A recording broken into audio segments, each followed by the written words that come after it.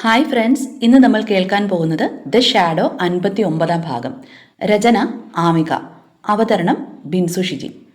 തനിക്കെന്തോടോ പ്രാന്തോ? ചോദിക്കാൻ വേറെ ഒന്നും ഇല്ലാഞ്ഞിട്ടാണോ ആ വൃത്തികെട്ടവനെ പറ്റി ചോദിക്കുന്നത്? എൻ്റെ കർത്താവെ, ഓർക്കുമ്പോൾ തന്നെ പേടിയാകുന്നു. അതുപോലൊരു ജന്മം. അവൾ ഒരു നിമിഷം നിർത്തി ദീർഘമായി നിശ്വസിച്ചുകൊണ്ട് തുടർന്നു. ഈ നാട്ടിൽ ഒരൊറ്റ പെണ്ണുങ്ങളെ അവൻ വെറുതെ വിട്ടിട്ടില്ല. വിഷ്ണുവേട്ടനെ പേടിയുണ്ടായിരുന്നത് കൊണ്ടായിരുന്നെന്ന് തോന്നുന്നു നിന്റെ അടുത്തേക്ക് അവൻ അടുക്കാഞ്ഞത്. എന്തിന്? ഒരിക്കൽ അവൻ എൻ്റെ കൈ കയറി പിടിച്ചതാ. ദൈവാനുഗ്രഹം കൊണ്ട് ഞാനും രക്ഷപ്പെട്ടു. പറഞ്ഞു നിർത്തുമ്പോൾ ആനിൻ്റെ ശരീരം വിറയ്ക്കുന്നുണ്ടായിരുന്നു. അവളുടെ ഉള്ളിലെ കോപം ആമിക ശ്രദ്ധിച്ചു. അത് വെറും ഒരു ദേഷ്യമല്ല, വലിയൊരു പേടിയുടെയും പകയുടെയും തുടർച്ചയാണെന്ന് ആമിക മനസ്സിലാക്കി. നവീൻ എന്ന പേര് ഈ നാട്ടിലെ പല കറുത്ത സത്യങ്ങളുടെയും താക്കോലാണെന്ന് ആമിക തിരിച്ചറിയുകയായിരുന്നു. അവൾ ആനിൻ്റെ മുഖത്ത് നിന്ന് കണ്ണെടുക്കാതെ ഗൗരവത്തിൽ തുടർന്നു. അല്ലടോ, അപ്പൻ്റെ ശവസംസ്കാരത്തിന് പോലും അവനെ കണ്ടില്ല. അതുകൊണ്ട് വെറുതെ ഒരു ക്യൂരിയോസിറ്റി, അതുകൊണ്ട് ചോദിച്ചതാ. ആനിൻ്റെ മുഖം പെട്ടെന്ന് വിവരണമായി. ഉള്ളിലെ അടക്കി പിടിച്ച പക പുറത്തേക്ക് അണ പൊട്ടി ഒഴുകി. അവൻ വരാതിരിക്കുന്നതാ അവൻ്റെ ആരോഗ്യത്തിന് നല്ലത്. ആ വൃത്തികെട്ട ശവം എവിടെയെങ്കിലും ചത്തു തുളഞ്ഞൊന്ന് കേൾക്കാൻ കാത്തിരിക്കുക ഞാൻ. എൻ്റെ വൈഷു, നിനക്ക് ചോദിക്കാൻ വേറെ ഒന്നുമില്ലേ? വെറുതെ മനുഷ്യൻ്റെ മൂഡ് കളയാനായിട്ട്. നമുക്ക് സംസാരിക്കാൻ വേറെ എന്തൊക്കെ കാര്യങ്ങളുള്ളതാ? ആ നടക്കാനാവാതെ കോപത്തോടെ എന്തൊക്കെയോ വിളിച്ചു പറഞ്ഞുകൊണ്ടേയിരുന്നു. അവളുടെ വാക്കുകളിലെ തീക്ഷ്ണത കണ്ട് ആമിക ഒന്ന് പതറി. പെട്ടെന്ന് ആനിൻ്റെ തോളിൽ തട്ടി ഒരു കുസൃതി ചിരിയോടെ ചോദിച്ചു, എടാ താനത് വിട്. ഞാനൊന്നും ചോദിച്ചതുമില്ല, നീ ഒന്നും പറഞ്ഞതുമില്ല. എൻ്റെ അമ്മോ, നിന്റെ ഭാവം കണ്ട ഇപ്പോൾ എന്നെ പിടിച്ച് തിന്നുമെന്ന് തോന്നല്ലോ. എവിടെ നമ്മുടെ ബാക്കിയുള്ള വാനരപ്പടകൾ? എന്നാൽ ആ തമാശ ആസ്വദിക്കാൻ സാധിക്കുന്ന മാനസികാവസ്ഥയിലായിരുന്നില്ല ആൻ. വല്ലാത്തൊരു ക്ഷീണത്തോടെയും വേദനയോടെയും അവൾ പറഞ്ഞു, എനിക്കറിയില്ല എടോ, എനിക്കെന്തോ ഒരു വല്ലായ്മ തോന്നുന്നു. ഞാൻ വീട്ടിലേക്ക് പോവാം, നമുക്ക് നാളെ കാണാം. അത് പറഞ്ഞുകൊണ്ട് പെട്ടെന്ന് തിരിഞ്ഞു നടക്കുന്ന ആനിനെ നോക്കി ആമിക അല്പനേരം നിന്നു. അവളുടെ ഓരോ ചുവടിലും വലിയൊരു ഭാരമുണ്ടായിരുന്നു. അപ്പോഴാണ് മരങ്ങൾക്ക് പുറകിൽ നിന്നും ആ ചോദ്യം ആമികയുടെ കാതുകളിൽ വന്നലച്ചത്. മോളെ, നീ എന്തിനാ ആവശ്യമില്ലാത്ത കാര്യങ്ങൾ ചോദിച്ച് എൻ്റെ കുട്ടിയെ വിഷമിപ്പിച്ചത്? ആമിക ഞെട്ടലോടെ ശബ്ദം കേട്ട ഭാഗത്തേക്ക് തിരിഞ്ഞു. അവിടെ ആ വലിയ മരത്തണലിൻ്റെ ഇരുളിൽ സക്കറിയ സാർ നിൽക്കുന്നുണ്ടായിരുന്നു.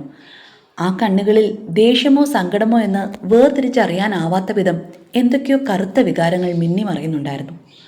ആ സാന്നിധ്യം ആമികയുടെ നട്ടെല്ലിലൂടെ ഒരു മരവിപ്പായി അരിച്ചിറങ്ങി. അങ്കിൾ, ഞാൻ പ്രത്യേകിച്ചൊന്നും ചോദിച്ചില്ല. സണ്ണിയങ്കളുടെ മകൻ നവീനെ പറ്റി വെറുതെ ഒന്ന് അറിയാൻ ആഗ്രഹം തോന്നി. ആൻ ഈ നാട്ടിൽ ജനിച്ചു വളർന്ന കുട്ടിയല്ലേ, അവൾക്കറിയാമെന്ന് തോന്നി. അതിന് അവളെന്തിനാ ഇത്ര സങ്കടപ്പെടുന്നതെന്ന് എനിക്ക് മനസ്സിലാവുന്നില്ല. പിന്നെ സാറെന്താ ഞങ്ങൾ സംസാരിക്കുന്നത് ഒളിച്ചിരുന്ന് ശ്രദ്ധിച്ചത്? എനിക്കൊന്നും മനസ്സിലാവുന്നില്ല, അവൾ സംശയത്തോടെ ചോദിച്ചു. എൻ്റെ മകൾ, അവൾ എവിടെയാണെങ്കിലും ഞാൻ എപ്പോഴും ഒരു നിഴൽ പോലെ അവളുടെ ഒപ്പം ഉണ്ടാകും. ഉറപ്പോടെ അത് പറഞ്ഞുകൊണ്ട് അദ്ദേഹം പെട്ടെന്ന് തിരിഞ്ഞു നടക്കാൻ തുടങ്ങി. ആ മനുഷ്യൻ്റെ നടപ്പ് കണ്ടപ്പോൾ ആമികയുടെ മനസ്സിൽ പെട്ടെന്ന് എന്തൊക്കെയോ മിന്നിമറഞ്ഞു. നീ തേടുന്ന ചില ഉത്തരങ്ങൾ ഒരുപക്ഷെ അദ്ദേഹത്തിന് നൽകാൻ കഴിഞ്ഞെന്ന് വരും. മനസ്സ് ആവർത്തിച്ച് മന്ത്രിക്കുമ്പോൾ ആമിക ചാടി എഴുന്നേറ്റ് അദ്ദേഹത്തിൻ്റെ പിന്നാലെ ഓടി. സർ, എനിക്കൊന്ന് സംസാരിക്കണമായിരുന്നു. അവളുടെ ശബ്ദം കേട്ട് അദ്ദേഹം തിരിഞ്ഞു നിന്നു. ചോദ്യരൂപത്തിൽ അവളെ നോക്കി. സർ, എനിക്ക് ചില കാര്യങ്ങൾ അറിയാനുണ്ടായിരുന്നു. വർഷങ്ങളായി ഈ നാടിൻ്റെ ഓരോ സ്പന്ദനങ്ങളും അറിയുന്നവനാണ് സാറ്. അതുകൊണ്ട് തന്നെ എനിക്ക് വേണ്ട ചില ഉത്തരങ്ങൾ സാറിൻ്റെ കയ്യിൽ ഉണ്ടാകുമെന്ന് എനിക്ക് തോന്നുന്നു. എന്നെ ഒന്ന് സഹായിക്കാമോ? അത് ചോദിക്കുമ്പോൾ ആമികയുടെ ഉള്ളിൽ നേർത്തൊരു വിറയൽ പടർന്നിരുന്നു. എൻ്റെ കൊച്ചേ, നിങ്ങളെപ്പോലെ പണിയില്ലാതെ നടക്കുന്നവർക്ക് ഒരു പണിയാകാൻ എനിക്ക് താല്പര്യമില്ല. ആവശ്യമില്ലാത്ത കാര്യങ്ങൾ അന്വേഷിച്ച് നടക്കുന്നത് നിർത്തി തൽക്കാലം പഠിച്ചൊരു വഴിക്കെത്താൻ നോക്ക്. ജയദേവൻ അവൻ നല്ലവനാണ്. അതുകൊണ്ട് തന്നെ അവൻ്റെ മകളെ എനിക്കിഷ്ടവുമാണ്. ആ ഇഷ്ടത്തെ ഇല്ലാതാക്കരുത്. ആ വാക്കുകൾക്കിടയിൽ തങ്ങി നിൽക്കുന്ന കോപത്തെ മനസ്സിലാക്കിക്കൊണ്ട് ആമിക ഒരു നിമിഷം നിശബ്ദയായി നിന്നു. പിന്നെ ചുറ്റും നോക്കി ആരുമില്ല എന്ന് ഉറപ്പിച്ചുകൊണ്ട് അവൾ അല്പം കൂടി സെക്കറിയയ്ക്ക് മുൻപിലേക്ക് ചേർന്ന് നിന്ന് അദ്ദേഹത്തിൻ്റെ ചെവിയിൽ എന്നോണം പറഞ്ഞു. സർ, നിങ്ങൾ കരുതുന്നത് പോലെ ഞാനിവിടെ വന്നത് എന്തെങ്കിലുമൊക്കെ ഒരു കുസൃതി കാണിച്ച് തിരിച്ചു പോകാനല്ല. ചില കേസിൻ്റെ അന്വേഷണത്തിന് വേണ്ടിയിട്ടാണ്. ഒന്നും എവിടെ എത്താതെ നിൽക്കുകയാണ്. പെട്ടെന്നാണ് ജയദേവൻ അവിടേക്ക് വന്നത്. അദ്ദേഹത്തെ കണ്ടതും സെക്കറിയുടെ മുഖത്ത് അതുവരെ നിറഞ്ഞ ദേഷ്യം അല്പം ഒന്ന് കുറയുകയും അയാൾക്ക് നേരെ ഒരു പുഞ്ചിരി തൂവുകയും ചെയ്തു. എൻ്റെ ജയ, നിൻ്റെ മകളെയും കൂട്ടി എത്രയും പെട്ടെന്ന് ഇവിടുന്ന് തിരിച്ചു പോകാൻ നോക്ക്. ഈ കുട്ടി ഒരുപാട് കാര്യങ്ങൾ അന്വേഷിക്കുന്നുണ്ട്. അതും അവളുടെ പ്രായത്തിന് ഒട്ടും ആവശ്യമില്ലാത്തതും അപകടകരവുമായ കാര്യങ്ങൾ. ഇനി ഒരിക്കൽ കൂടി ഒരു നഷ്ടത്തെ താങ്ങാനുള്ള ശേഷി നിനക്കില്ല എന്ന് എനിക്ക് നന്നായി അറിയാവുന്നതുകൊണ്ടാണ് ഞാനിതൊക്കെ പറയുന്നത്. സക്കറിയയുടെ ശബ്ദത്തിൽ ഒരു മുന്നറിയിപ്പിൻ്റെ കാഠിന്യമുണ്ടായിരുന്നു. എന്താ സാറേ, എന്താ ഉണ്ടായത്? ഇവൾ എന്താവശ്യമില്ലാത്ത കാര്യത്തിന് ഇടപെട്ടത്?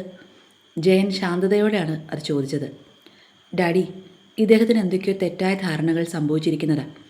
എനിക്ക് തോന്നുന്നു നമ്മൾ കാര്യങ്ങൾ ഇവിടെ വെച്ച് സംസാരിക്കുന്നത് അത്ര നന്നല്ല എന്ന്. ആരുടെയെങ്കിലും കണ്ണുകൾ നമുക്ക് ചുറ്റും ഉണ്ടോ എന്ന് പറയാൻ പറ്റില്ല. ആമികയുടെ വാക്കുകളിലെ പക്വതയും നിഗൂഢതയും സക്കറിയയെ ഞെട്ടിച്ചു. അത് മറച്ചു വെച്ചുകൊണ്ട് തന്നെ അദ്ദേഹം പുച്ഛത്തോടെ ആമികയെ ഒന്ന് നോക്കി. പിന്നെ ജയദേവനിലേക്ക് തിരിഞ്ഞു. നീ കണ്ടില്ലേ ജയ, ഇപ്പം തന്നെ നമ്മളെ സ്വസ്ഥമായി സംസാരിക്കാൻ പോലും അവൾ അനുവദിക്കുന്നില്ല. അതുകൊണ്ടാണ് ഞാൻ വീണ്ടും പറയുന്നത്, ഈ നാട് വിട്ടു പോകണം. ഇനി ഒരിക്കലും ഇവിടേക്ക് മടങ്ങി വരരുത്. പഴയ ചോരക്കറകൾ ഇനിയും ആവർത്തിക്കപ്പെടരുത്. ജയദേവൻ വിട്ടില്ല.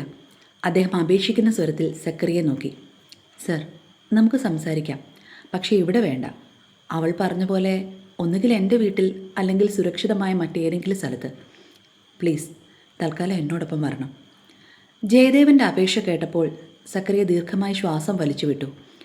അല്പനേരം മുൻപ് ആൻ നടന്നു മറഞ്ഞ വഴിയെ നോക്കി അദ്ദേഹം ഒരുതരം നിഗൂഢതയോടെ നിന്നു. പിന്നെ ജയദേവൻ്റെ തോളിൽ അമർത്തിപ്പിടിച്ച് അദ്ദേഹം പതുക്കെ പറഞ്ഞു. എൻ്റെ ജയ, നിന്നോടുള്ള സ്നേഹം കൊണ്ടാണ് ഞാൻ പറയുന്നത്.